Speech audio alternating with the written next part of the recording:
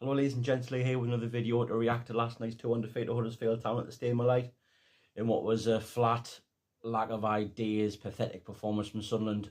2 goals for Huddersfield from Michael Hellick and Bergzorg.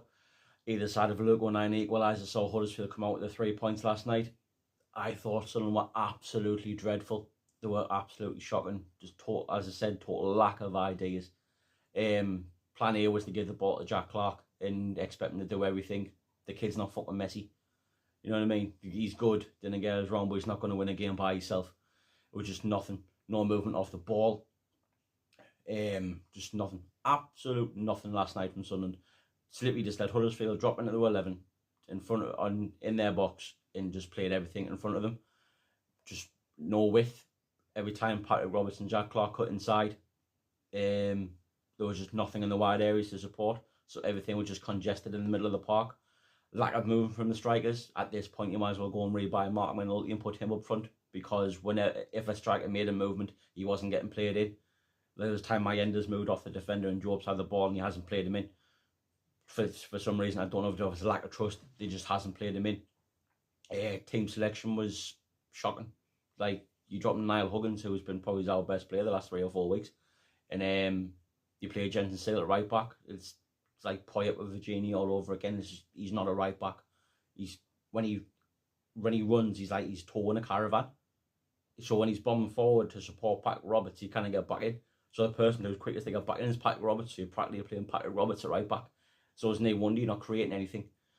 It was just I'd say just one of them nights, but it was probably the worst I've seen Sunderland play in a good long time. A good 3 seasons. On borderline Phil Parkinson League One era performance last night from Sunderland, and that might come as a controversial opinion, but it's the truth.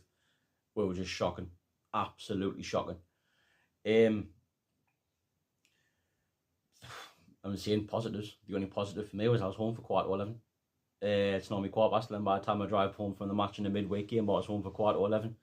Other than that, nothing. The first goal for Huddersfield is just pathetic defender from a corner. Comes all the way across. They win the first header. There's just a crowd of bodies. In the second one, you leave a 6'5" centre back getting marked by Patrick Roberts at the back post. Patterson could have done better, probably. He could have come out and caught it. He expecting your goalkeeper to take the ball on the edge of his 6-yard box, but it's a common case of Patterson. He doesn't, and naturally, 9 times out of 10 we clear the ball, but in this case we didn't. And as I said in the preview video, if you want to go and watch it to see what I thought beforehand and after, to get the reaction afterwards, links in the description. But he's their top goal scorer, Michael Hellick. That's his 5th goal this season, so there must be a threat from set pieces. I will give credit to Darren Moore and Huddersfield. I said in the preview video I didn't know Darren Moore had it in him to set his team up just to sit and defend, to let Sunderland onto them. I didn't think he had them that about him, but literally the schooled Sunderland last night. Sat in at the shape, 5 at the back, 4 midfield, 1 up front, and just sat on the edge of their box and thought break us down. And as normal when it comes to Sunderland with teams that just sit and defend, we couldn't break them down.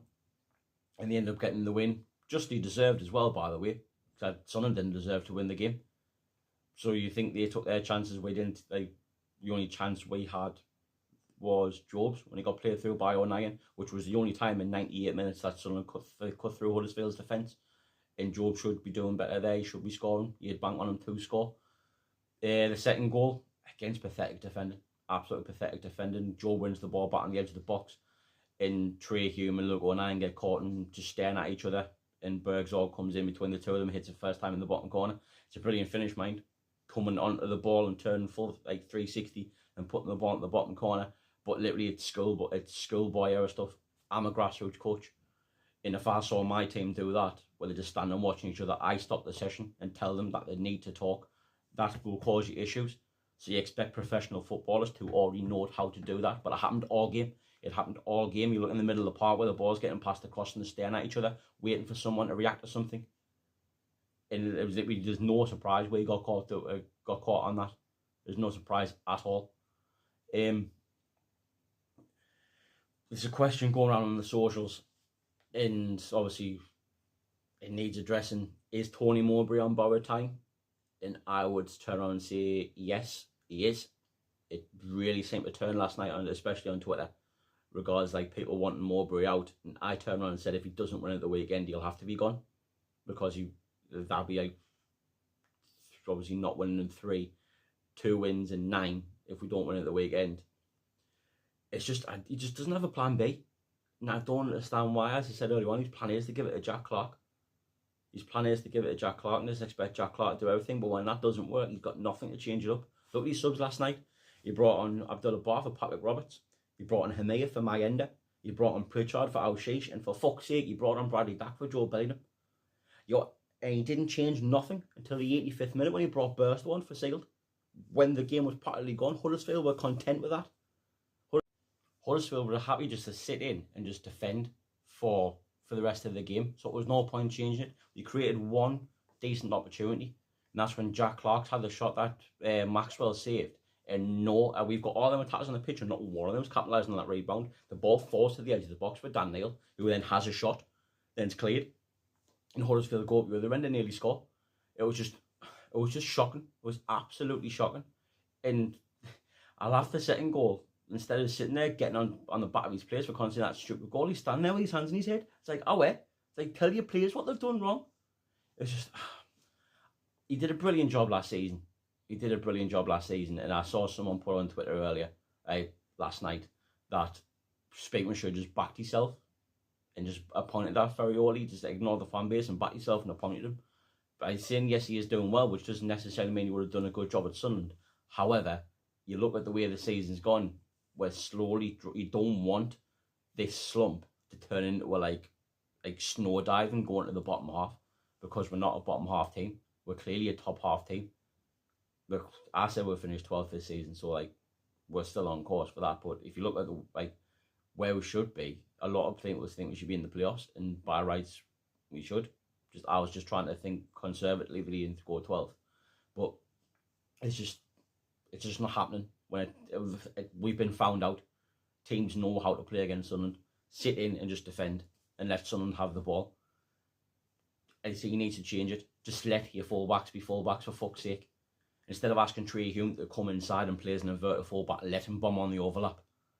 Play Niall Huggins. He's our best fullback at the minute. Let him bomb on the overlap on the other side. Because if you're going to allow inverted wingers to have the freedom to do whatever the fuck they want, then you need your fullbacks to provide the width, to spread the pitch, to split the play, and it's just not happening.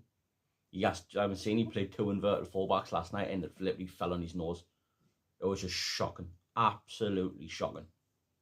As I say, he needs to get a win on Saturday. I would have been personally happy with a point if we won last night, but since we got beat last night, he has to win on Saturday. He has to win. If he doesn't win on Saturday, he will be gone, I think, because I don't think Christian Speakman will put up with it. Same thing happened to Lee Johnson. 4 games before Lee Johnson was sacked, we were top of the league in League One. But you saw that enough was enough. And as I made a tongue-in-cheek comparison on my Plymouth review video, that this is similar to in League One when we obviously got hammered off Rotherham, hammered off Sheffield Wednesday, hammered off Portsmouth, hammered off Bolton. It's the same thing over and over again. On a different scale, mind. It's on a different scale. I'm not trying to compare the two. But it's the same thing over and over again. When we have a team who sets in, we cannot play. It's come to the point, you stop Jack Clark, you stop Sunderland. Anyways, Millwall video will come out tomorrow to preview that game. I'll do a full preview of that one like I normally do. I was going to join the two together, but I wanted to get a lot off my chest off last night's game. Hope you've liked it. If you do, hit the like button, click subscribe. Fingers crossed we get back to winning ways at the weekend. Fingers crossed. Anyway, season a bit. How are the lads?